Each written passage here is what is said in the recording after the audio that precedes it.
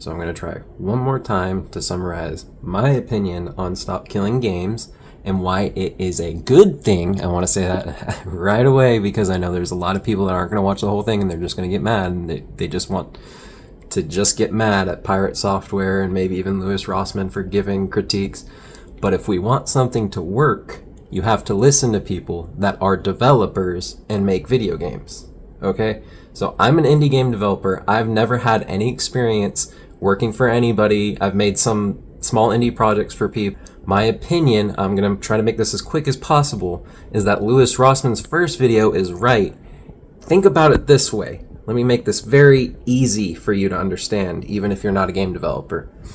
Changing a store page and some art is so much easier to do for not just me, an indie game developer, but a major corporation, anyone. Any game developer can change their store page. In fact, often we have to keep up with things like AI. We have, I know everyone heard about Steam making us, yep, we have to go back and edit all of our old games and tell you if they used AI. That's just one thing we have to do.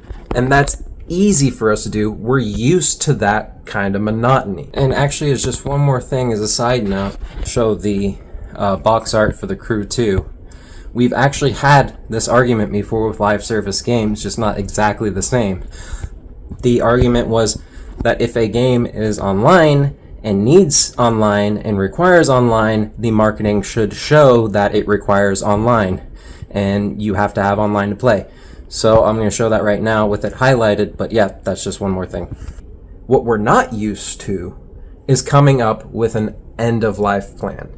The reason we're not used to that, and the reason that's a problem, especially for live service games, is A, that requires a lot of work that you're not thinking about, you don't care about. I understand no one cares about you and all that, but it requires way more work than just changing a store page. What we should push for is the marketing and how games are marketed for video games. We should push for clear labeling saying this is a live service game.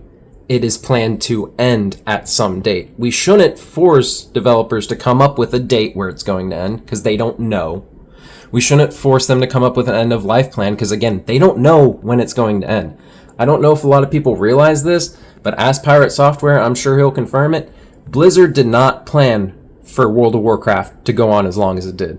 And I bet if you ask the guy who made RuneScape, he didn't plan for it to go on as long as it did. And the person that made Ultima Online, I guarantee you they had no idea it was going to go on this long.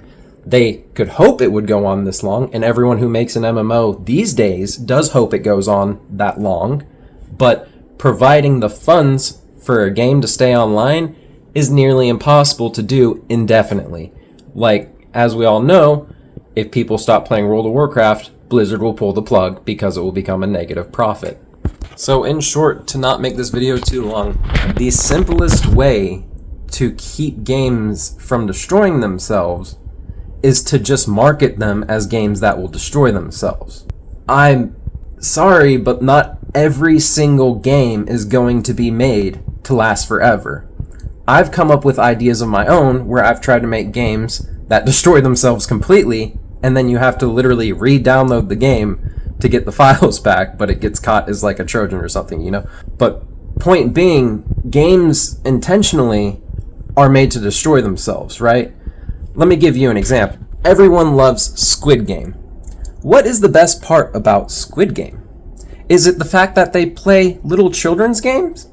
Is it the fact that they win money? Well, that's a little bit more, towards adult life.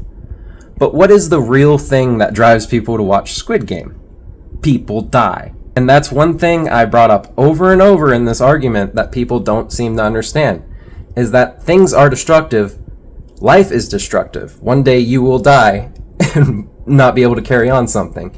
Expecting a developer to either carry on a server or come up with some sort of crazy idea for something that they might not even live to fulfill on, like, you have to realize that. How do I come up with an end of life plan when it might exceed my own life? Like, actually think about that. So because these games are made to be destructive, they need to be sold as games that will be destroyed in time. Now, my other argument there is, And if you're still watching, thank you. Games get destroyed, but they get revived by decompiling. And as Louis Rossmann said, you can't make people do stuff. And yes, I know that, but life's not fair. If you don't want to learn to decompile and save games, then you don't want to save the game. The reason so many games have been saved is because they have big audiences with lots of developers and people who love the game. People who used to maybe even work for the game and quit the industry and then started decompiling, because now it's not going to hurt their job opportunities or anything. So that's the kind of thing that keeps games alive. And as Louis Rossmann said, also, if you want to make this work, you have to raise money. He has to pay his rent. He has to raise money to pay his rent and to pay developers to help him with this, because the pushback he gets from the industry is going to be insane when they actually speak. Right now, they are quiet and they are letting this just go under the radar, and anyone who is working a big corpo job isn't going to talk about this because it could be a big PR issue right now. Right now, everyone in the industry is aware of it, but they're not saying anything until it gets brought to court. So once it's actually brought to court, this is going to blow up, and you'll see what big lawyers for big corporations can do to silly laws that you're trying to pass. You may end up getting something you didn't want in the whole, careful what you wish for category. Anyways, thank you for watching. Bye-bye.